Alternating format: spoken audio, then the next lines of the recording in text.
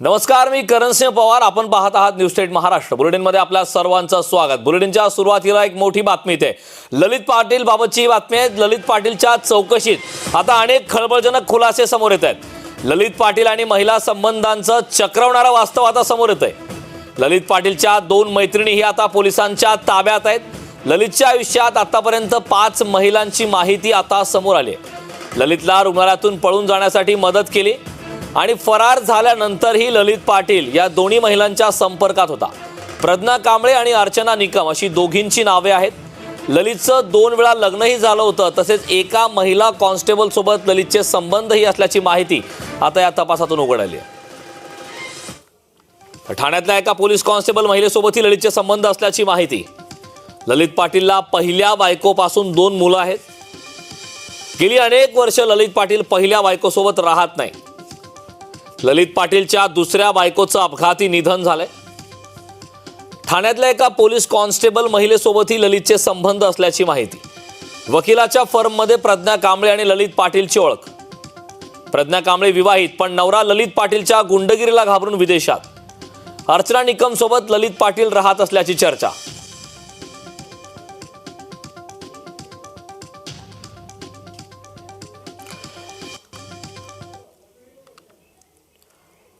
तर याचबाबतचे ताजे अपडेट देण्यासाठी आपल्या असोसिएट एडिटर अश्विनी सातव डोके आपल्यापर्यंत जोडलेले आहेत. अश्विनी, तपासामध्ये अतिशय खळबळजनक अशा धक्कादायक माहिती आता बाहेर आली. ललितच्या आयुष्यात आतापर्यंत 5 महिलांची माहिती समोर आली. याबाबत सविस्तर काय माहिती आहे? कारण आपण पाहतोय की 2 ऑक्टोबरला ससूनमधून ललित जो आहे तो पसार झाला आणि त्यानंतर रोज धक्कादायक खुलासे जे आहेत ते समोर येत आहेत. धक्कादायक माहिती समोर येते आणि आरोप प्रत्यारोपांच्या राजकीय फैरी ज्या आहेत त्याही सुरू आहेत. सगळ्यात पहिल्यांदा ललितच्या या आयुष्यामध्ये असलेल्या महिलांबद्दल आपण चर्चा करू आणि त्यांच्या मार्फत ललित हे सगळं ड्रग रॅकेट जे आहे ते चालवत असल्याचंही उघड झालेलं आहे. ललितचं पहिलं लग्न झाल्यानंतर तर पहिल्या बायकोपासून त्याला 2 मुलं होती. मात्र याच कारणावरून त्यांच्यामध्ये वाद होत होते आणि त्यानंतर पहिली बायको ललितला सोडून गेली. ललितचं लग्न दुसऱ्या महिलेसोबत झाल्यानंतर तिचा दुर्दैवी अपघाती मृत्यू झाला. मात्र त्या संदर्भामध्येही अनेक उलटसुलट चर्चा ज्या आहेत त्या सुरू आहेत. त्यानंतर ललितची ओळख ही प्रज्ञा कांबळे हिच्यासोबत झाली की जी वकील आहे आणि जी ललितचा जामीन करून देण्याचं काम जे आहे ते करायची. नाशिक मधली ही मूळची प्रज्ञा कांबळे आहे आणि आपण जर पाहिलं तर नाशिक मधल्या एका वकिलांच्या फर्म मध्ये प्रज्ञा काम करत होती आणि त्या फर्मचे जे वकील आहेत त्या ठिकाणी ललितचं जाणं येणं होतं. कोरोना काळाच्या आधीची ही गोष्ट आहे ती. तिथं प्रज्ञाची आणि त्याची ओळख झाली. ही प्रज्ञा स्वतः विवाहित आहे, तिला एक मुलगी आहे. हे सगळं प्रकरण जेव्हा तिच्या नवऱ्याला कळलं त्यावेळेस त्यानं समजावण्याचा प्रयत्न केला. मात्र नंतर ललित पाटीलच्या गुंड प्रवृत्तीला घाबरून तो तिच्यापासून वेगळा झाला आणि सध्या विदेशामध्ये वास्तव्याला आहे. आणि त्याच दरम्यान ललित पाटील याचा मित्र करण निकम जो आहे की ज्याची काही वर्षांपूर्वी हत्या झालेली आहे, त्याची बायको अर्चना निकम हिच्यासोबतही ललितचे संबंध आल्याची चर्चा आहे. काल पुणे पोलिसांनी रात्री दोघींनाही नाशिकमधून अटक केलं. त्यानंतर या दोघी जणी एकमेकींसमोर आलेल्या आहेत. दरम्यानच्या काळामध्ये जे 9 महिने ललित ससूनमध्ये उपचाराच्या नावाखाली दाखल होता त्या काळामध्ये लेमन ट्री हे जे पंचतारांकित पुण्यातलं हॉटेल आहे त्या ठिकाणचं सीसीटीव्ही फुटेज सुद्धा आपल्याला मिळालेलं आहे या आधीचं. आणि तिथेच हे दोघं एकत्र असल्याचे प्रज्ञाचे आणि ललितचे फोटो जे आहेत ते सुद्धा आता बाहेर आलेले आहेत हे दोघं. त्यामुळं काँग्रेसचे आमदार रवींद्र धंगेकर यांनी तो आरोप केला होता की ललित पाटीलला महिला ह्या पुरवल्या जात होत्या. तो हॉस्पिटलमध्ये उपचारासाठी दाखल असताना या आरोपांना आता दुजोरा जो आहे तो मिळतोय. दरम्यानच्या काळामध्ये ललित 2 तारखेला पुण्यातून पसार झाल्यानंतर 3 तारखेला तो नाशिकमध्ये गेल्याची माहिती जी ती तपासामध्ये समोर आलेली आहे. त्या ठिकाणी तो अर्चना निकमच्या घरी 1 दिवस राहिलेला आहे आणि त्यावेळेस अर्चना निकमला 25 लाख रुपये दिले की जेणेकरून त्याला बाहेर पडण्यासाठी मदत व्हावी. अर्चना निकमच्या घरातून जवळपास 7 किलो चांदी जी आहे ही सुद्धा पोलिसांनी जप्त केलेली आहे. त्यानंतर ठाण्यातल्या आणखीन एका महिला कॉन्स्टेबलचं नाव जे आहे या प्रकरणामध्ये उघडकीस येते. पुणे पोलिसांनी अभिषेक बलकवडे आणि त्याचबरोबर ललितचा भाऊ भूषण पाटील या दोघांना जेव्हा अटक केली आणि दुसऱ्यांदा त्यांना रिमांडसाठी शिवाजीनगर कोर्टामध्ये दाखल करण्यात आलं होतं त्यावेळेस आणखीन 8 आरोपी जे आहेत ते पुणे पोलिसांनी या सगळ्या प्रकरणामध्ये निष्पन्न झाल्याचं सांगितलं होतं. त्यातला एक आरोपी समाधान शिंदे हा सध्या मुंबई पोलिसांच्या ताब्यामध्ये आहे. शेख आणि समाधान शिंदे हे दोन आरोपी जे आहेत जे मुंबई पोलिसांच्या ताब्यामध्ये आहेत आणि त्यांची कस्टडी ही पुणे पोलिसांनी न्यायालयामार्फत मागितलेली आहे, मात्र ती अजून मिळालेली नाही. तर हा समाधान शिंदे जो आहे तो या ड्रग्ज बनवण्यासाठी कच्च्या मालाचा पुरवठा जो आहे तो ललित पाटीलला करत होता आणि त्याच्या माध्यमातून ठाण्यातल्या एका लेडी कॉन्स्टेबल सोबत ललितची ओळख झाली आणि त्यातून त्या दोघांचे संबंध असल्याचं सुद्धा पुढे आलेलं आहे. या ड्रग्ज रॅकेटमध्ये ह्या कॉन्स्टेबलची सुद्धा मदत ललित पाटीलला होत होती असं सांगितलं गेलेलं आहे. त्यामुळं या महिला कॉन्स्टेबलची चौकशी होणार का, तिच्यावरती कारवाई होणार का, हेही महत्वाचं आहे.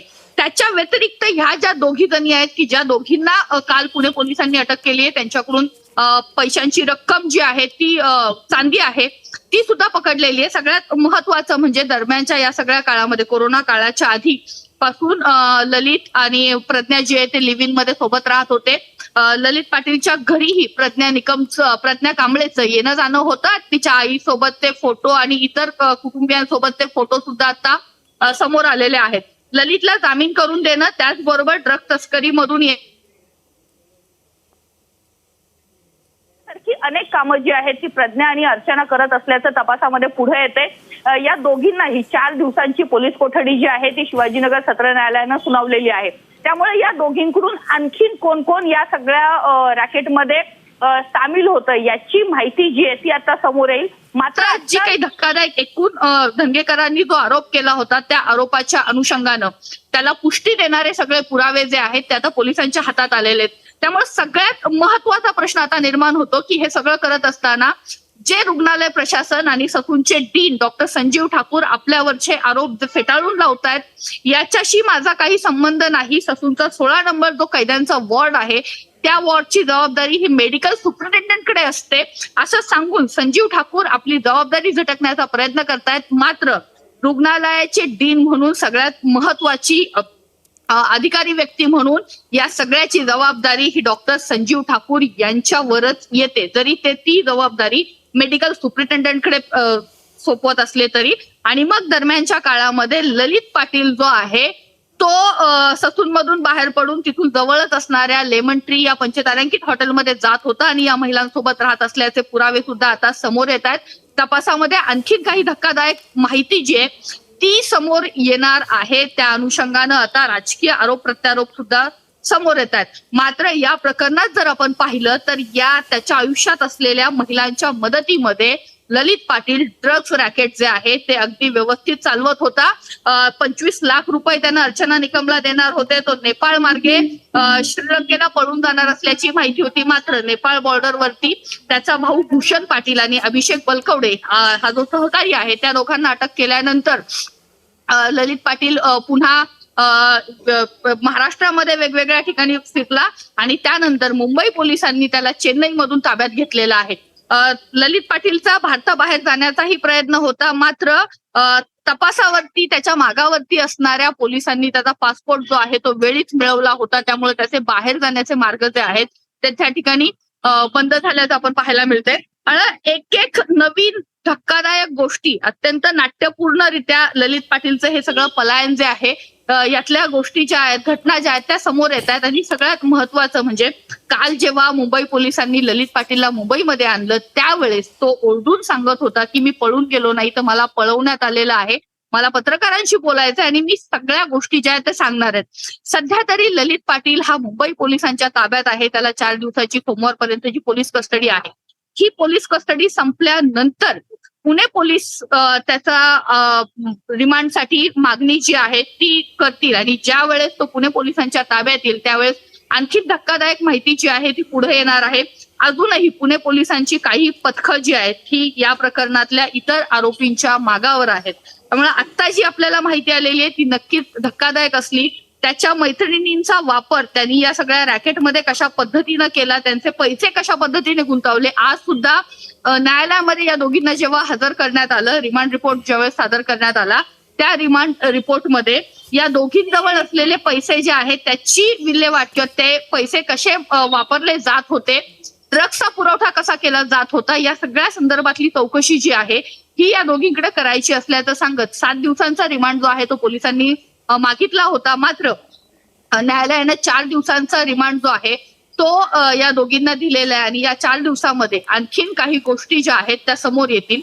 करण, नक्कीच अश्विनी, खूप खूप धन्यवाद या सविस्तर अशा माहितीबद्दल.